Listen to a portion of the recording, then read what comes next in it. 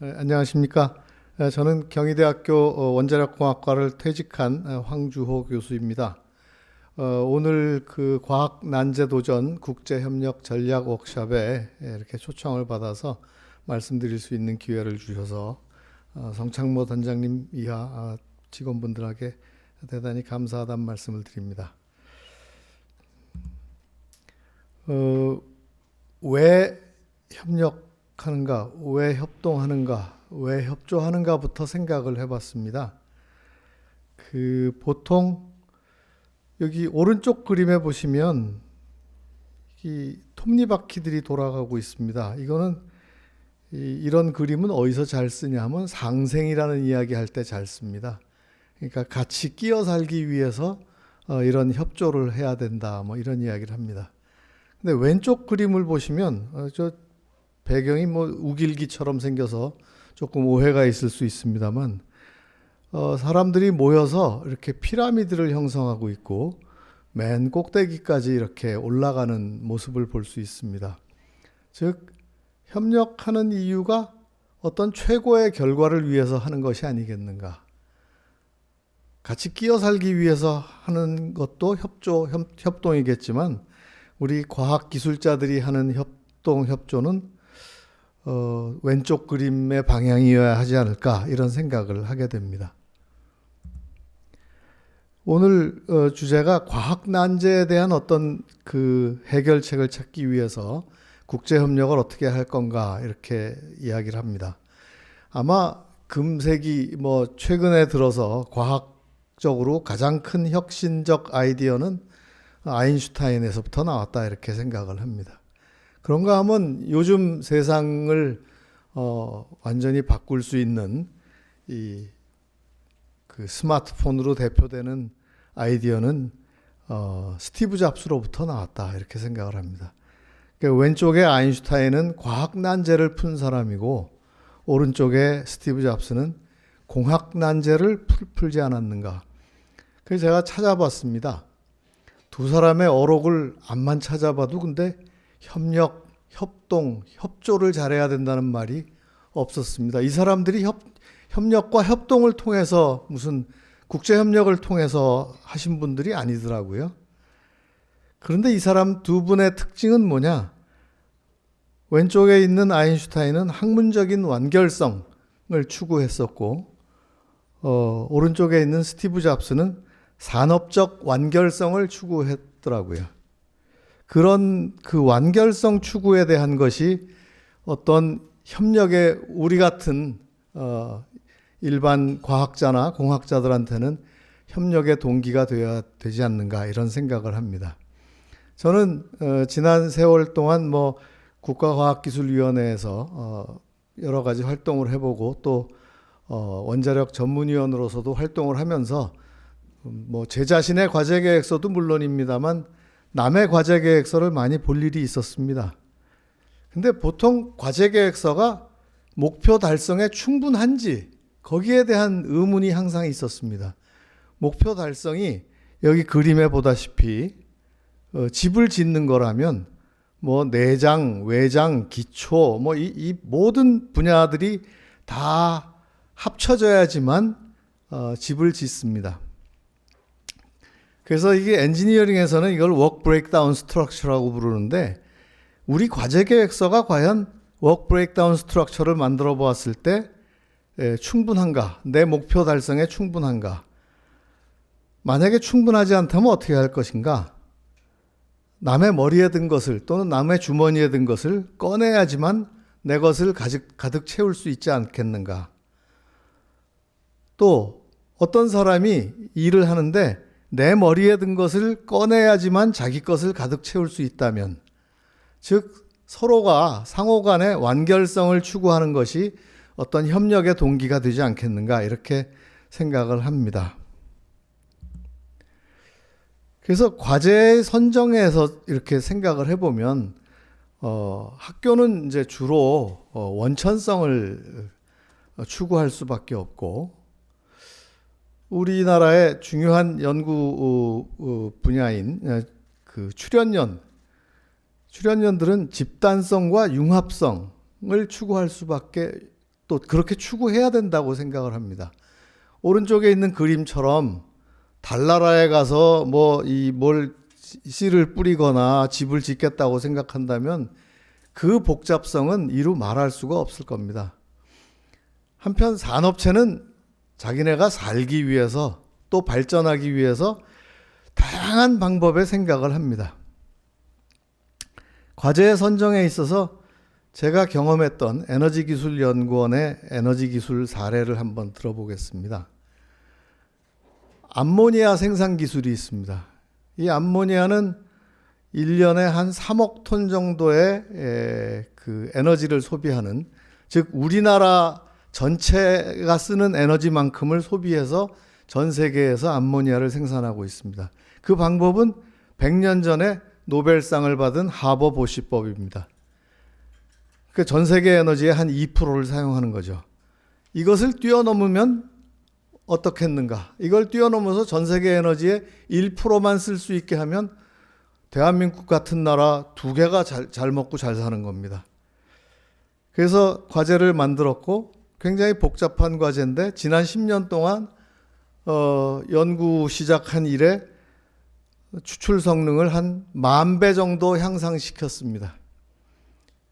그런데 아직도 100배는 더 향상을 시켜야지만 이게 상업적으로 하버 보시법을 뛰어넘습니다. 굉장히 어렵고 복잡한, 그리고 집단적으로 융합적으로 해야 되는 연구입니다. 또 염분차 발전이라는 것이 있습니다. 민물과 바닷물의 염분 농도차를 이용해서 전력을 저장하거나 발전을 하는 방법인데, 이 바다가 얼마나 넓습니까? 그리고 강이 얼마나 많습니까? 전 세계에 엄청나게 큰 용량을 가지고 있습니다. 이것을 위해서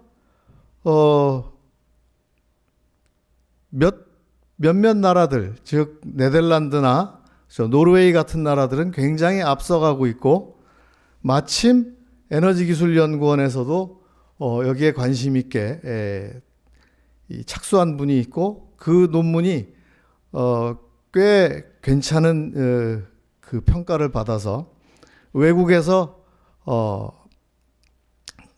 그 협력을 요청해 오기도 하고, 그래서 이것을 아직도 추진하고 있습니다. 그다음에 초임계 이산화탄소 발전 시스템이라는 게 있습니다. 이 이론은 이미 70년대에 다 완성된 이론이지만 실증하고 이 산업적으로 만들기에는 굉장히 어려운 부분들이 많습니다. 열교환기도 카본 파이버로 만들어야 되고 굉장히 복잡한 게 많은데, 이것을 하게 되면 단방에 그 발전소에서 사용하고 있는 터빈의 크기가 100분의 1로 줄어듭니다. 이 역시 미국의 샌디아 내셔널 랩 같은 데서 시작한 지 한 15년 정도 됐는데 1메가짜리를 실증하고 이제 10메가짜리를 가고 있고, 이 과제는 우리나라의 에너지기술연구원, 기계연구원, 또 원자력연구원, 그리고 과학원의 원자력공학과들이 같이 하고 있고, 우리가 메가와트급을 지금 거의 달성해 가고 있다, 이렇게 듣고 있습니다. 또 고온 원자로를 이용한 수소 생산 기술, 이 역시 굉장히 복잡한 기술입니다. 앞으로 그 수소 경제를 달성하는 데 있어서 그린 수소가 되려면 이 무슨 LNG를 개질해서 쓰는 그레이 수소로는 안 되기 때문에, 이 역시 에너지기술연구원, 원자력연구원, 현대엔지니어링, 또 미국의 USNC 같은 회사들이 같이 하고 있습니다. 또 마이크로 에너지 그리드, 많이 들어보셨을 겁니다. 스마트 그리드. 우리 한 15년 전에 스마트 그리드 한다고 돈 많이 썼습니다. 마이크로 에너지 그리드 한다고 돈 많이 썼습니다. 아직 성공적으로 달성 못하고 있습니다. 굉장히 복잡하고 집단 연구가 필요한 부분이고, 또 투자에 있어서도 엄청난 기술적인 그 투자가 필요한 부분입니다. 또 에너지 기술에서 3025라는 거를 한번 시도한 적이 있는데, 연중 사무실 온도를 25도로 유지하면서 에너지 비용을 30% 절감해 보자. 일본은 스쿠바 연구 단지에 120개의 건물의 에너지 부분을 서로 연결해서 이와 유사한 것을 이룩한 바가 있고, 그 기술로서 하와이 와이키키 해변에 있는 500개의 호텔을 대상으로 이러한 그 에너지 그리드 사업을 시도하고 있습니다. 그러면 우리가 그 희망적으로 갖고 있는 태양광, 풍력, 이것으로 초격차를 유지하면서 산업 경쟁력을 확보할 수 있겠는가? 거기에 대한 의문을 항상 가져야 됩니다. 국제협력 추진 사례로서 에너지기술연구원에서 해외 에너지 전문가 자문단 회의를 한 3차례 한 적이 있습니다. 첫 번째, 두 번째는 국내에서 해외 에너지 전문가를 불러다가 모시고 해봤고, 그 다음에 세 번째는 워싱턴 DC에 가서 이렇게 해봤는데, 대부분 그 전문가를 부를 때 이제 외국에서 국내로 이제 모시는 경우가 많습니다. 그런데 우리 기술의 인지도를 높인다거나 또는 기술 이전 가능성을 높이거나 또 국제 협력 네트워크를 강화하기 위해서는 이렇게 외국에서, 특히 워싱턴 DC라면은 옛날 로마 시대 로마와 같은 도시고 당나라 시대의 그 장안과 같은 도시입니다. 그래서 전 세계의 이 전문가들, 그리고 기술 이전 사업을 연결해주는 컨설턴트나 변호사, 그리고 미디어들이 총 집결되어 있습니다. 그런 데서 회의를 열면 대부분 중요 국가의 과학관과 상무관이 옵니다. 우리나라에서 회의를 열면 우리나라에 있는 외국 대사관의 과학관과 상무관이 옵니다. 근데 대한민국에 파견되어 있는 과학관과 상무관의 위상하고 워싱턴 DC에 파견되어 있는 외국의 과학관이나 상무관의 위상이 좀 차이가 있습니다. 그리고 그분들은 항상 이런 중요한 미팅에 대해서 참여해서 자기 자국에다가 보고를 하게 되어 있습니다. 그래서 1차, 2차를 국내에서 개최했을 때랑 3차를 미국에서 개최했을 때랑 차이를 이렇게 비교를 해봤더니 여러 가지 효과 면에서도 미국서 개최하는 게 훨씬 좋더라 하는 이야기를 여기 보여주는 겁니다. 저희가 초청한 자문위원은 7명이지만 실제로 미국에서 참여한 사람들은 각국에서 굉장히 많이 오더라. 그러니까 훨씬 더 그 효과가 좋습니다.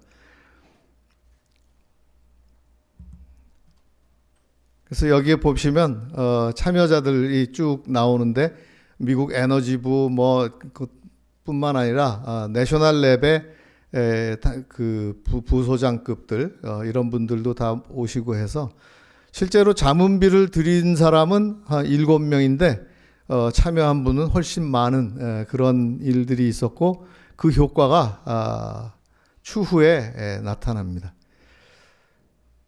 또 이뿐만 아니라 여기 보시면 오른쪽 밑에 있는 분은 변호사입니다. 기술 설명회를 하러 갔는데 변호사가 나타납니다. 변호사와 컨설턴트가 나타나서 기술 이전에 대한 그 질문을 합니다.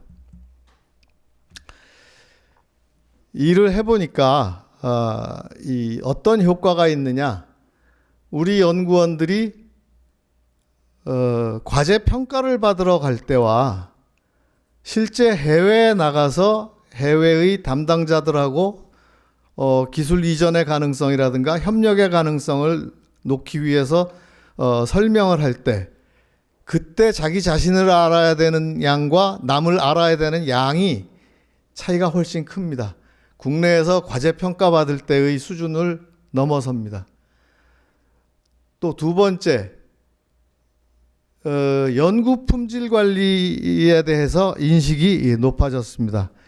여기 해외 에너지 전문가 중에 브룩헤이븐 내셔널랩에서 오신 분은 연구 품질 관리 담당 부소장입니다.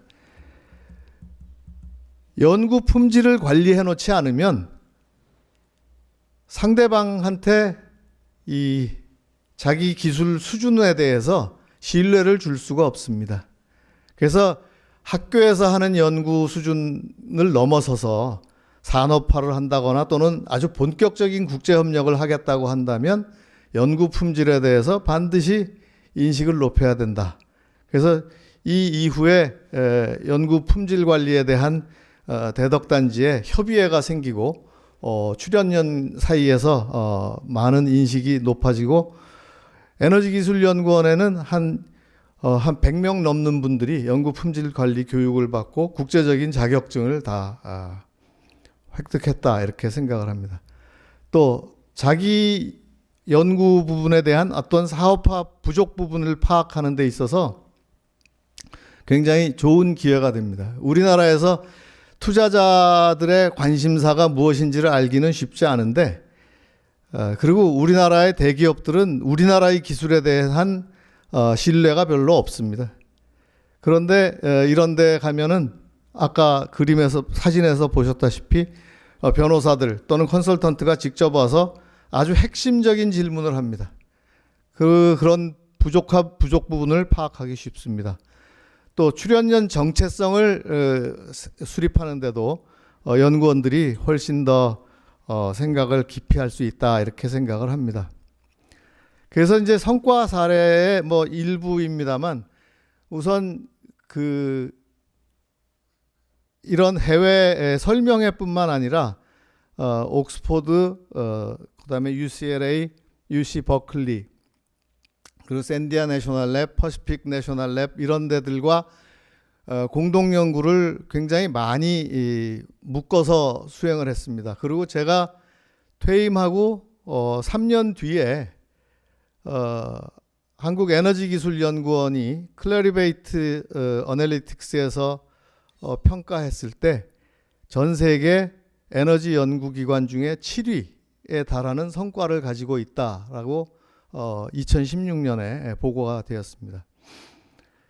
대표적인 게 무슨 샌디아 내셔널 랩하고 에너지기술연구원하고 마이크로 에너지 그리드의 안전성에 대한 보장성에 대한 연구를 추진했습니다.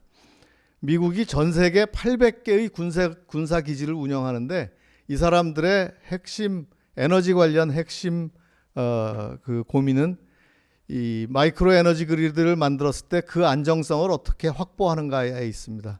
그 확보하는 데 있어서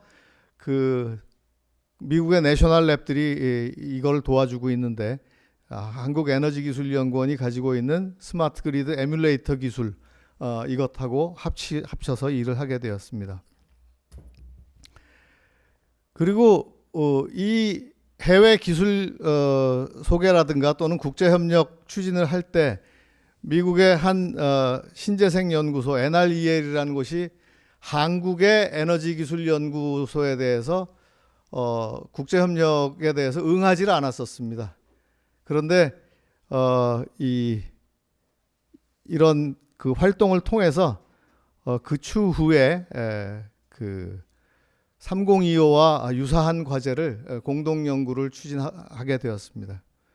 그리고 또 아까 기술의 품질과 이런 완결성 추구를 통해서 석탄 가스화 기술이 캐나다와 미국 캘리포니아에 기술 이전된 바가 있습니다. 그래서 이런 국제협력은 과학기술적인 측면에서도 중요하지만 어떤 기술의 완결성을 통한 산업화, 사업화의 이 단계를 추진함에 있어서도 국제협력은 매우 중요하고 그리고 우리 연구원들이 시각을 넓히는 데도 굉장히 중요하다 이렇게 생각을 합니다. 그 단장님께서 미리 주셨던 그 질문 중에 이런 국제협력을 지속 가능하게 하려면 어떻게 해야 되는가 할 때 제가 이렇게 좀 비공식적으로 드리는 말씀은 우리는 아직도 국제협력에 쓰는 돈에 대해서 재원에 대해서 굉장히 낭비적이다 내지는 아까워합니다. 그래서 실제로 제 경험상으로 보면 제가 그 원자력 폐기물 처분을 전공한 사람인데 처분 연구를 하겠습니다 하면 굉장히 그 동의를 얻기가 어렵습니다.